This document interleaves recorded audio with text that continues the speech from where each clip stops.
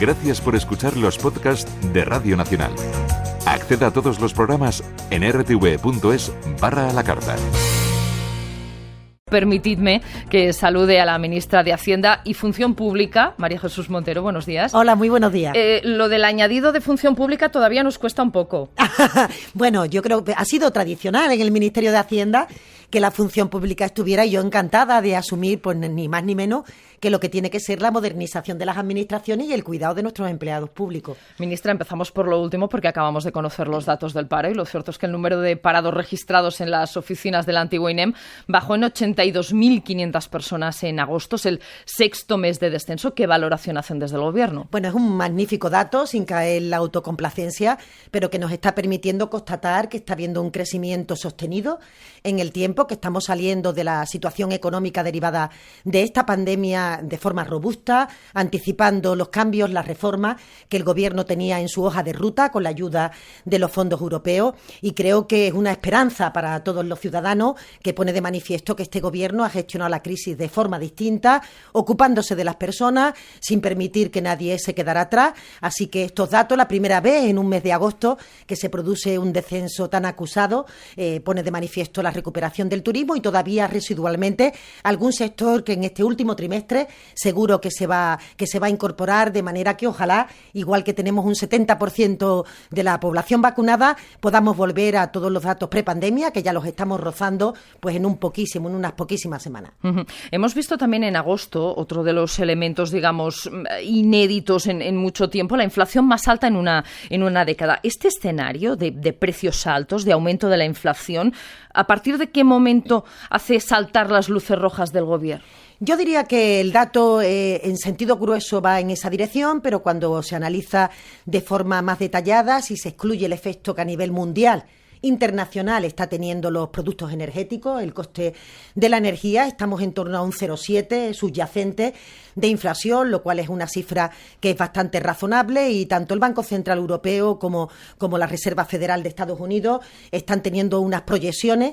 de inflación superiores para el conjunto del mundo, de manera que los estímulos, que es lo importante, que no se retiren, se van a seguir manteniendo, y hasta que no tengamos consolidada esta recuperación económica después de esta pandemia, pues no habrá ningún tipo de estrategia distinta de la que venimos teniendo, en la que yo creo que realmente estamos encontrando algunas de las claves que han permitido que la economía europea, española, resista en mejor medida, y por tanto hoy por hoy, siendo un tema que hay que seguir vigilando, tenemos que ser conscientes de que su desagregación no aporta datos realmente alarmantes. Uh-huh. ¿Teme que, sin embargo, un escenario de precios altos más o menos continuado pueda afectar negativamente la recuperación económica que tanto esperamos? Digo que efectivamente, si vemos los datos subyacentes, no parece que los datos de inflación actuales vayan a lastrar esa recuperación económica, y por tanto tendremos que seguir vigilando, tendremos que monitorizar, hacerlo en el contexto internacional, porque España de hecho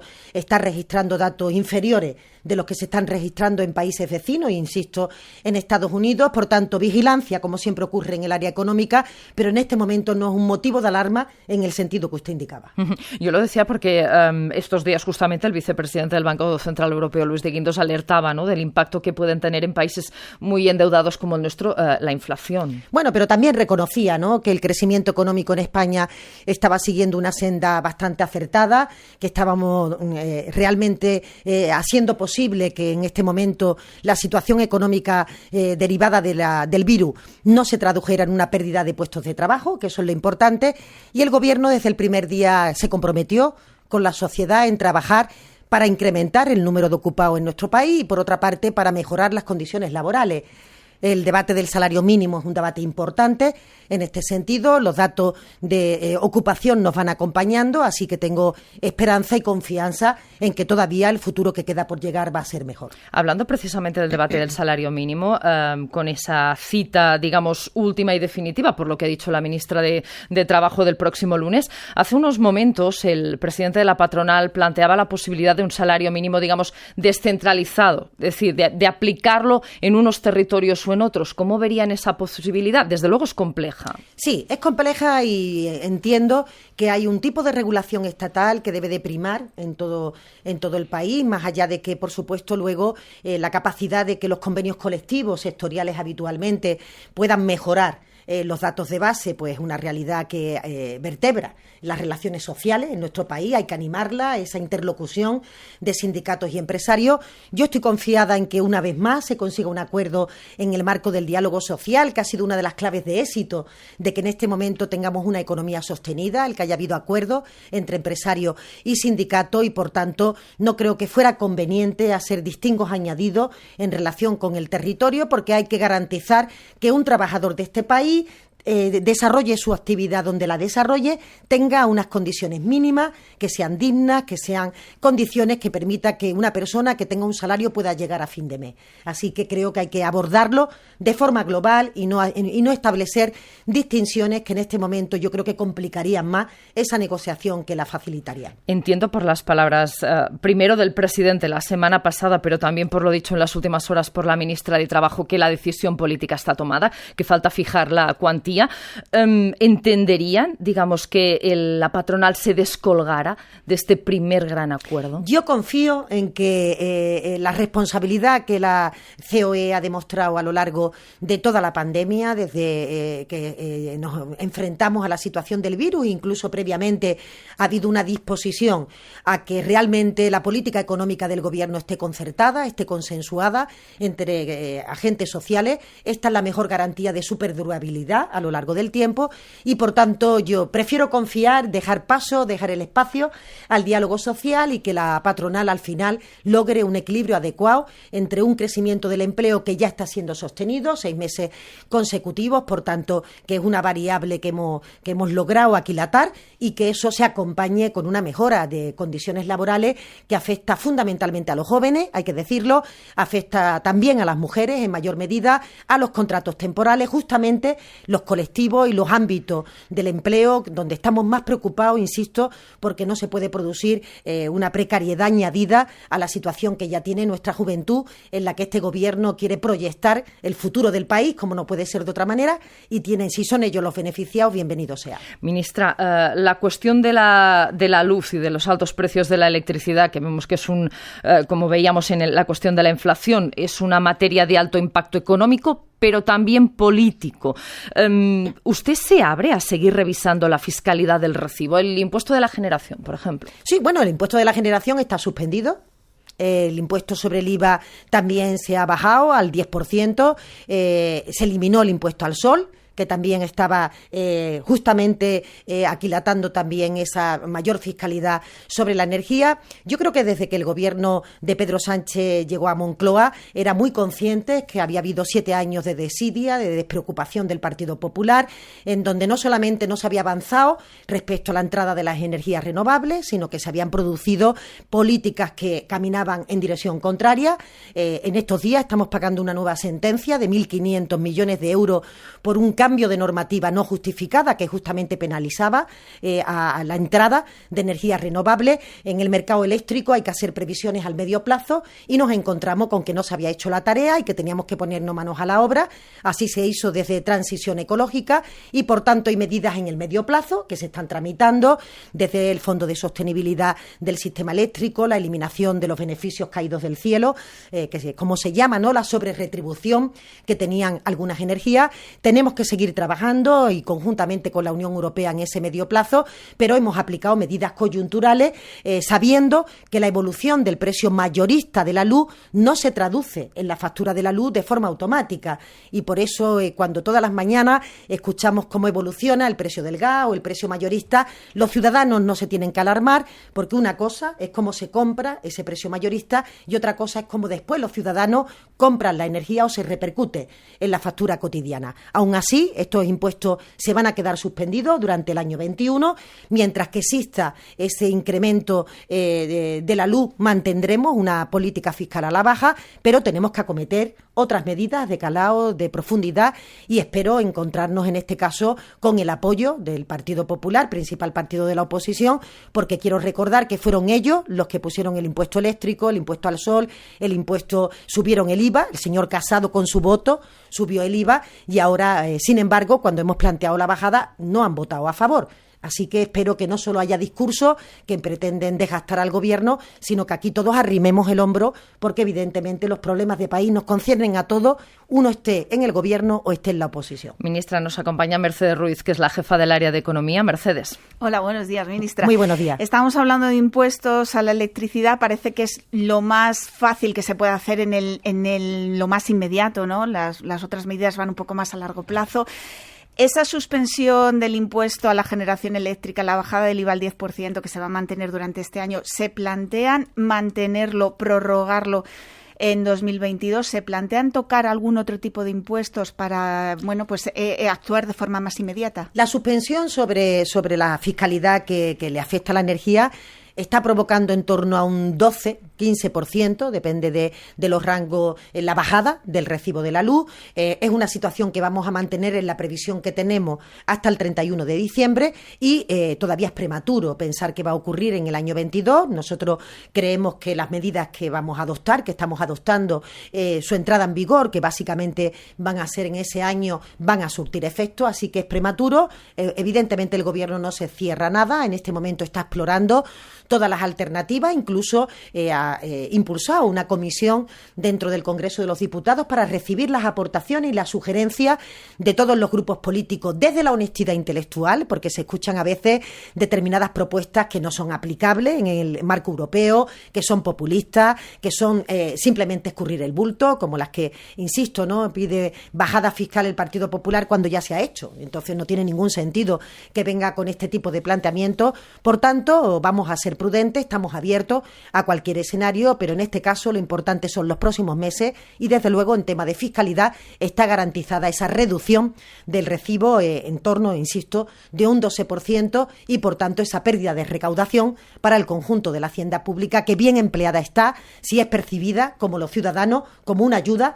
como una mejora para que puedan garantizar su renta. Y esa bajada de recaudación, ¿cómo más o menos tienen o prevén que se pueda compensar? Bueno, como siempre, ¿no? Este es uno de los trabajos más importantes que desarrolla el Ministerio de Hacienda, que realmente con las diferentes partidas económicas intenta compensar cuando se produce una bajada de esa recaudación. También tengo que decir que tenía una recaudación no prevista, porque no se establecía al principio del año que se pudiera producir esta subida del precio mayorista por la tonelada de CO2, por el coste del gas, desde luego cuestiones que son ajenas a la propia capacidad de intervención del Gobierno de España en ese mercado mayorista, pero sí teníamos la capacidad de que nuestros ciudadanos no lo percibieran en su factura, así lo hemos hecho y por tanto se compensará con otro tipo de medidas, porque nuestro compromiso con la consolidación fiscal también es firme, no solo en el presupuesto de este año, sino también en el presupuesto para el año que viene. Ministra, usted hablaba de, tengo anotado, propuestas populistas, demagógicas. Esta semana, en estos mismos micrófonos, el secretario general del Grupo Parlamentario de Unidas Podemos, Txema Guijarro,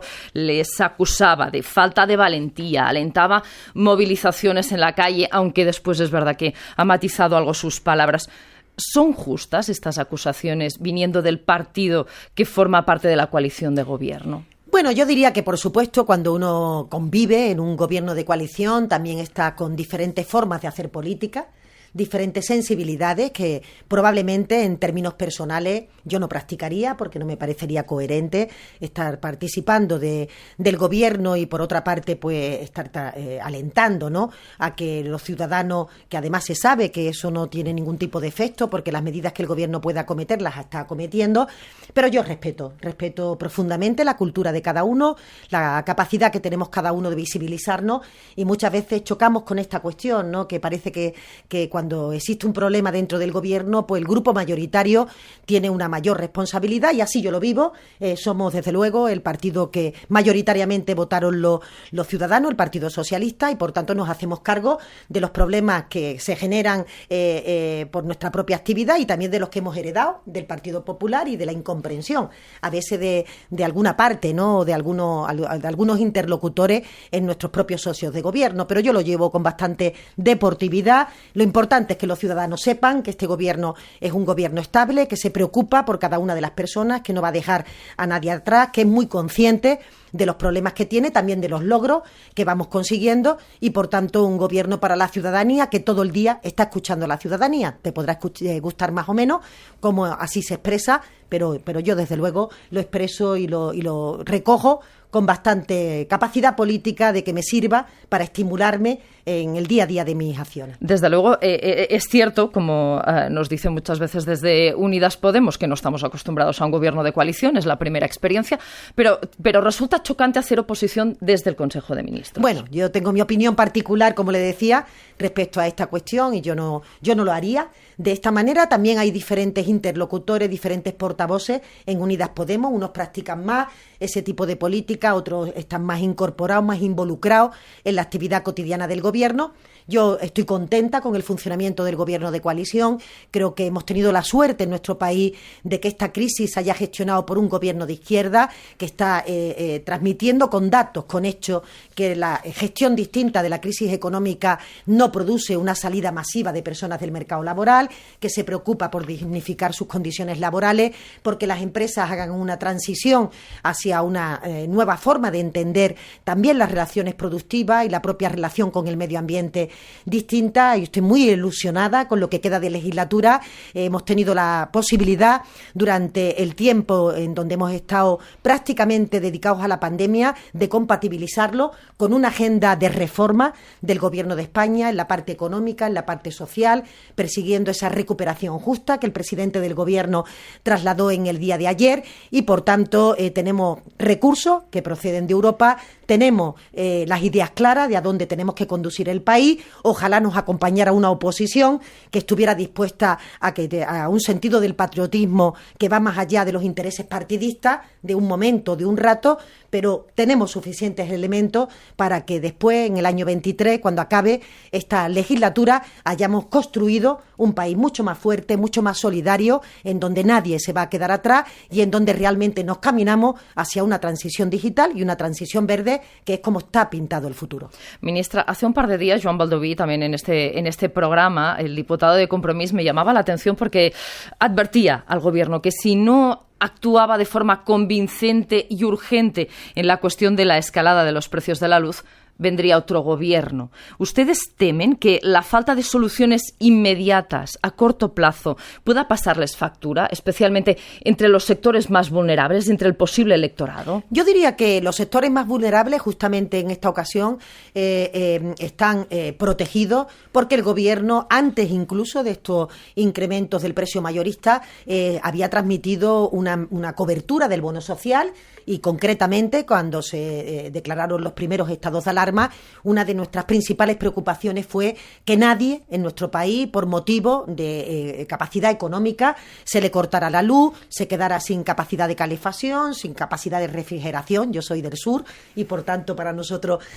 quizás es más importante justamente la refrigeración que la calefacción, pero fuimos muy conscientes desde el primer día que había un sector de la población que había que cubrir. En este momento más de 1 millón de personas están bajo la cobertura del bono social y, por tanto, lo que nos tiene que preocupar a todos es que realmente seamos capaces de adoptar medidas en el marco europeo que permitan hacer frente de forma coyuntural a la situación que vivimos y luego seguir haciendo las reformas estructurales que desde el primer día habíamos planteado, insisto, porque 7 años de desidia de la administración anterior, del gobierno del Partido Popular, no se arregla en 2 días, sobre todo en algo tan complejo como tiene que ver con el mercado eléctrico, y yo creo que estamos caminando en la dirección adecuada, confianza al conjunto de los consumidores. El Gobierno va a estar valorando todas las posibilidades en el corto plazo, pero sobre todo está haciendo un cambio normativo en el largo plazo, en el medio plazo, que va a permitir que de forma definitiva esa volatilidad que aparece en nuestro mercado eléctrico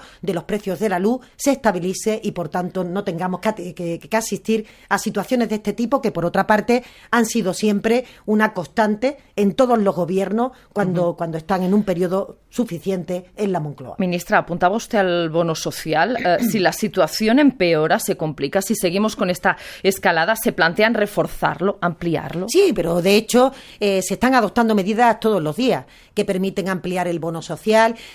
para personas que en un primer momento estaban consideradas vulnerables, luego se amplió el abanico de familias, de unidades familiares que se pudieran incorporar en esta línea y además con motivo de la puesta en marcha del ingreso mínimo vital, que ha sido un antes y un después, tanto en lo que significa la atención a personas vulnerables como en la capacidad de identificar por parte del Gobierno dónde pueden residir las familias que tienen más necesidad de que los poderes públicos se ocupen de ellas, pues también que esas familias estén bajo la cobertura del bono social, son cuestiones que estamos recorriendo en este día a día y yo diría que lo importante en este momento es que realmente mandemos confianza al mercado inversor de las renovables, que tengamos más capacidad de producir este tipo de electricidad en nuestro país y que abordemos soluciones inmediatas como se ha producido con motivo del IVA, sabiendo que la evolución del precio mayorista no va a tener repercusión en la factura y que, por tanto, los ciudadanos tienen que estar tranquilos. Yo quería preguntarle, ministra, por presupuestos. Ayer decía el presidente del Gobierno,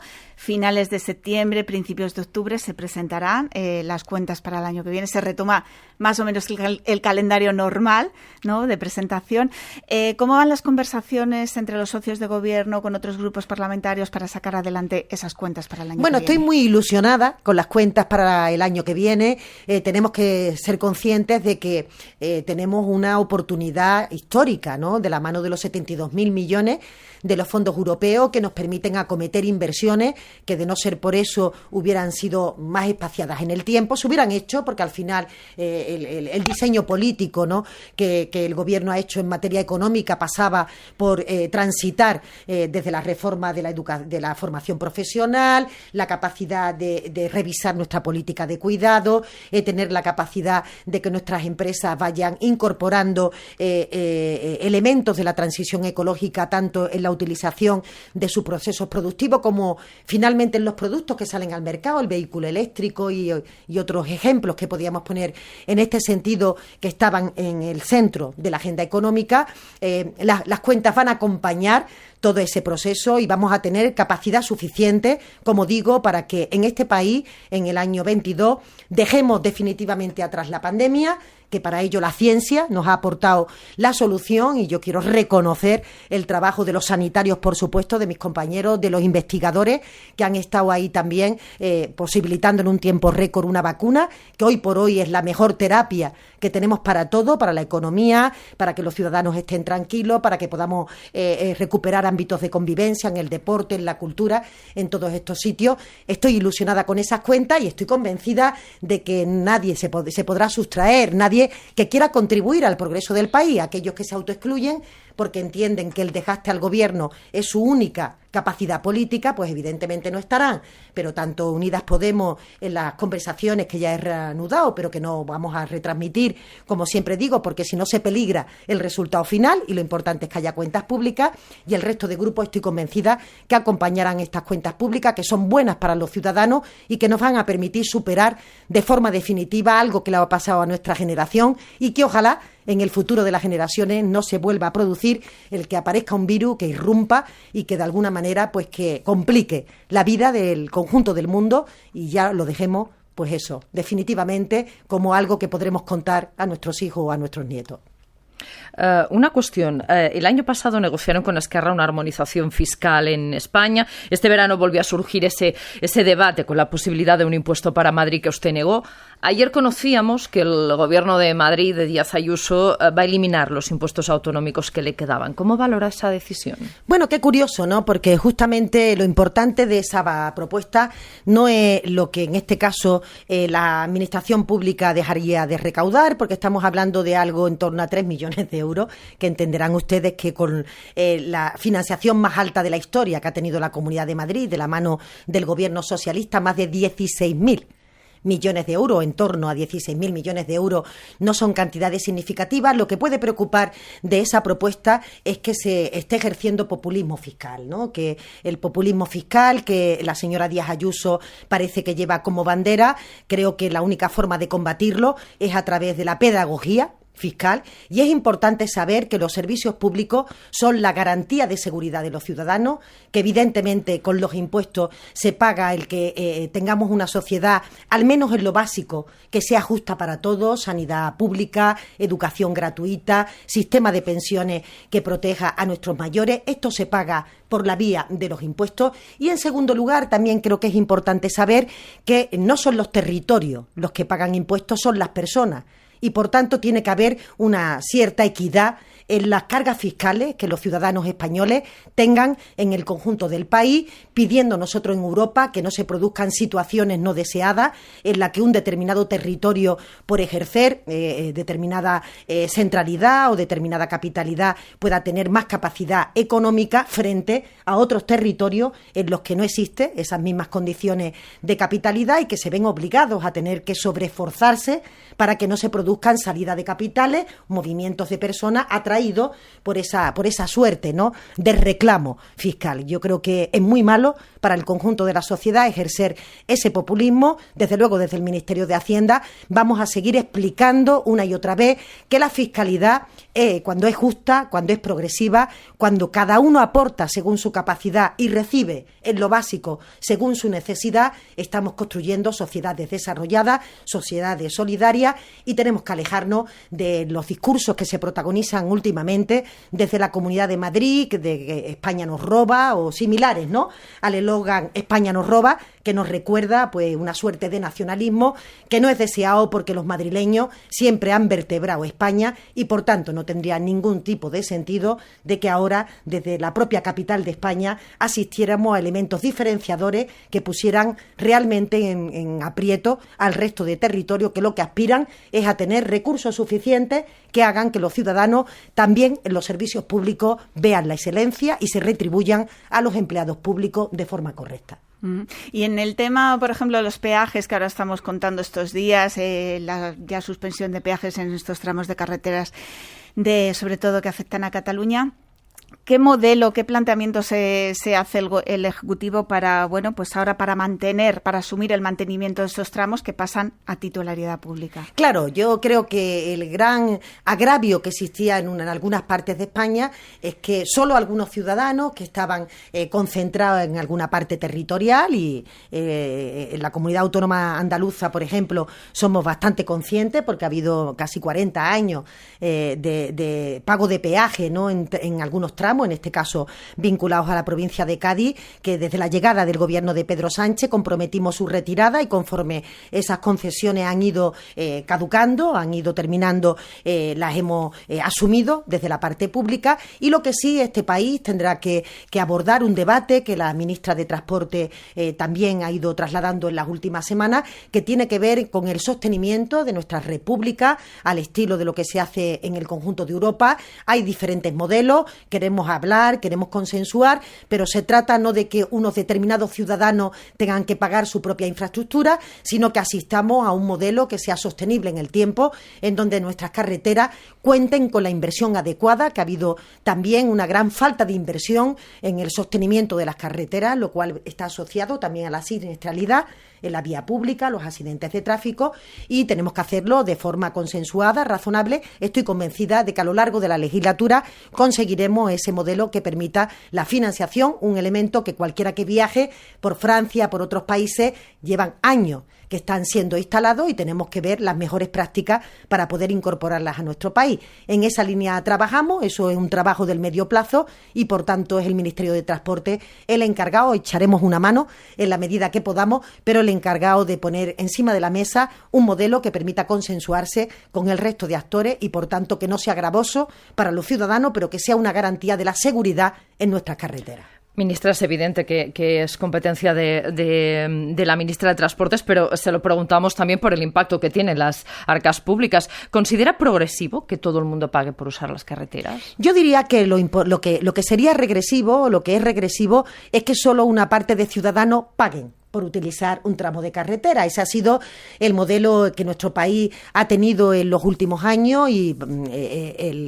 la propia administración anterior del Partido Popular fue renovando esas concesiones y nosotros teníamos claro que a la llegada del gobierno se irían retirando. Eso es lo que es regresivo. Ahora tenemos que dirigirnos a un modelo que lo que decía es que se va a pilotar, se va a liderar desde el Ministerio de Transporte con la ayuda del resto de ministerios, pero desde luego es mucho más progresivo que cada uno aporte una parte pequeña, que un volumen de personas que obligatoriamente tienen que transitar por una autovía, pues solo porque esa inversión llegó posteriormente, tengan que ser los que paguen. Yo creo que es mucho más progresivo el siguiente modelo, lo que habrá que ver dentro de todas las alternativas, cuál es la que es más rentable, menos gravosa, la que posibilita pues el que los ciudadanos la puedan acoger en mayor medida, también las empresas constructoras, el conjunto de los actores que están en el entorno de la carretera, insisto, porque lo que se persigue es mayor seguridad en nuestras vías públicas y por tanto también es un elemento añadido del Estado de Derecho que los ciudadanos tienen que recibir, digamos, de una forma pues lo más normalizada posible, sabiendo que el entorno europeo, sin duda, es una referencia. María Jesús Montero, ministra de Hacienda y de Función Pública, muchísimas gracias por atendernos esta mañana. Hasta la próxima. Muchísimas gracias a todos vosotros. Mercedes, gracias. Gracias a ti, hasta luego.